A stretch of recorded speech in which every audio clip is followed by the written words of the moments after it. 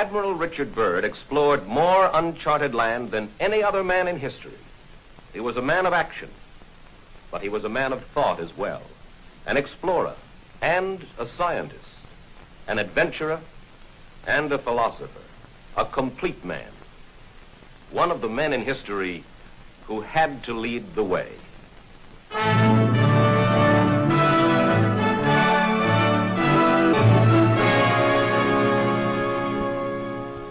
On this expedition, we hope to fly across the South Pole into the mysterious land beyond to see what is there.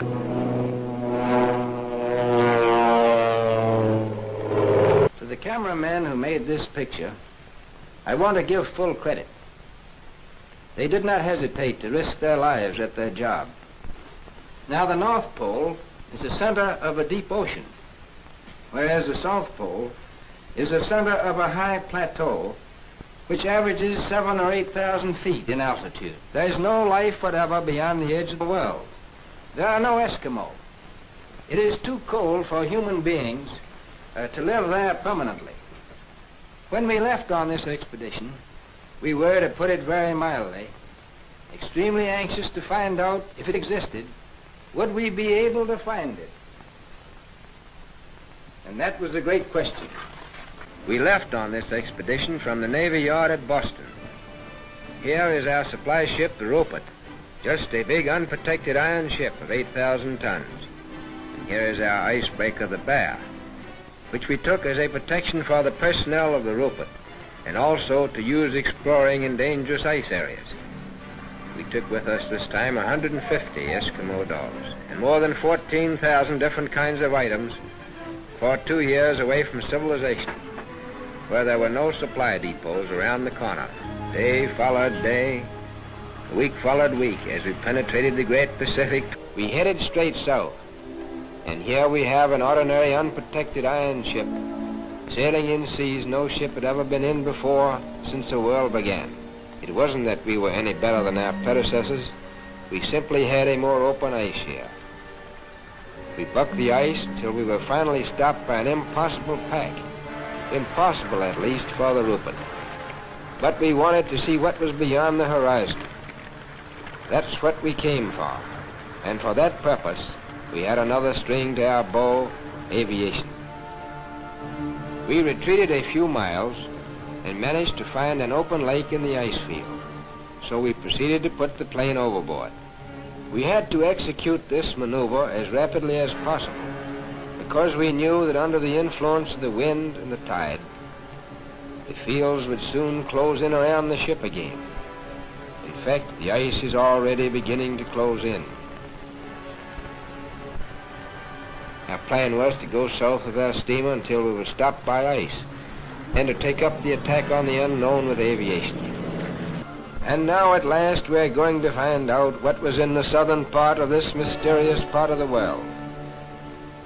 For after battling the bad weather, here we are 240 miles within it.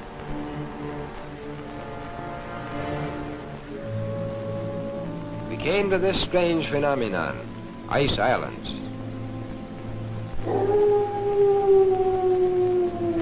This was a strange and weird sea. Steaming through these ice islands was an eerie sensation.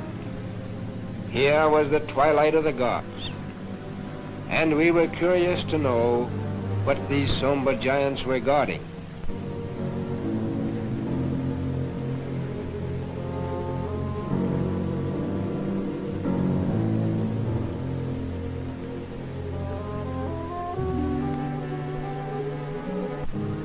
At long last, the dice fell our way, for the elements acted in our favor.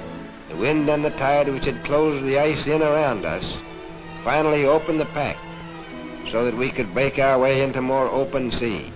We had added nearly 500,000 square miles to the Pacific Ocean, and here is our journey's end. At length we sighted that great natural phenomenon, the ice barrier.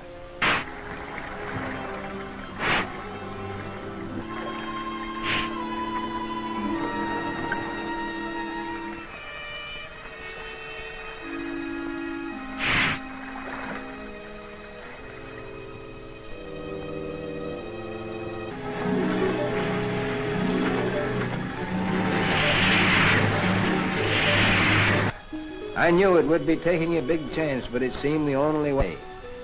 As we started alongside the barrier with our ships, suddenly the edge...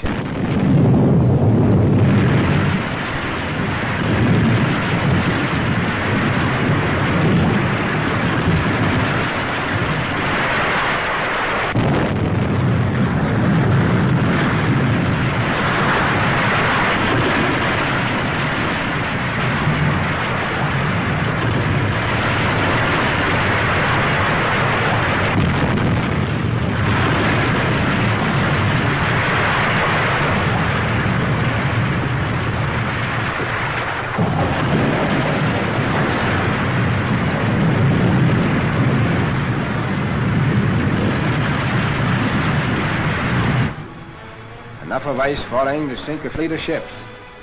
It seemed like a warning from Providence not to go alongside the barrier.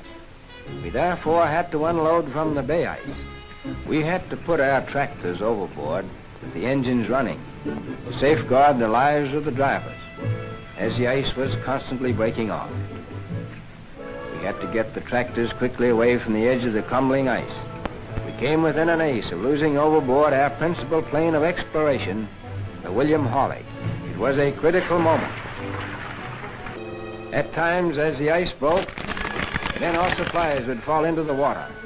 We kept a man on watch with a life preserver on line as a safeguard for the men working on the edge of the ice. We were working against time to finish unloading before the fall freeze-up, when the ships would have to return to civilization. You can see what a tough job we had to transport 400 tons of material through this area. The bay ice was constantly shifting and cracking, and pressure ridges were being formed as we worked by the irresistible force of the slowly moving ice cap. I have never seen men work so hard. With 24 hours of daylight, they could and often did work the clock around without stopping. We call this period the White Nightmare, and a nightmare it was. The hardest work of all was this man-hauling of sleds, which we had to do in order to get unloaded in time. Eskimo Huskies, still the backbone of polar exploration. They can go where no tractor could ever go. You can't do without them. The Rupert must go back to civilization because the bay would soon freeze and she couldn't stand the ice.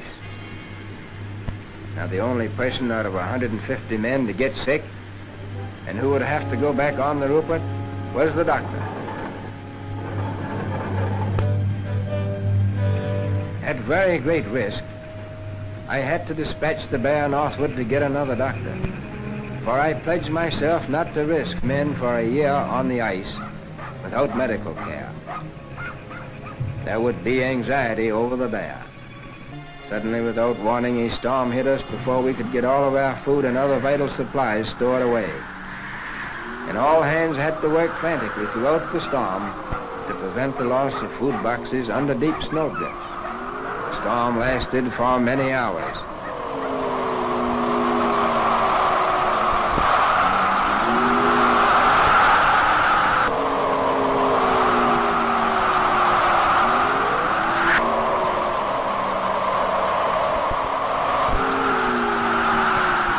We found it chilly, working in the wind.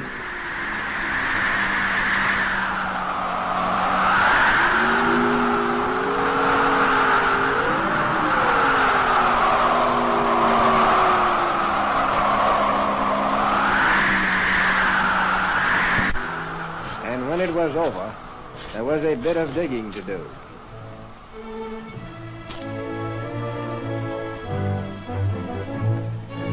And here is the original commando.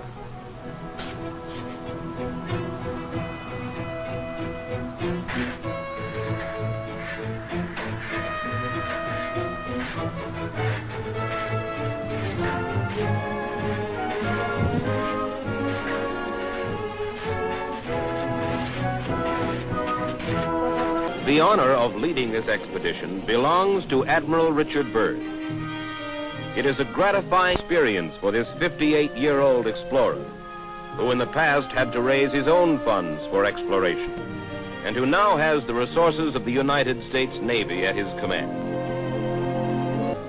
In 1955, 2 years before his death, Admiral Richard Byrd departs on his 5th and last expedition, but it's not simply an unknown continent or a distant ocean that lures adventurers like Richard Byrd. As he put it, here is a door ajar through which one may escape from the noise and chaos of civilization into the solace and harmony of the cosmos, and for a moment be part of it.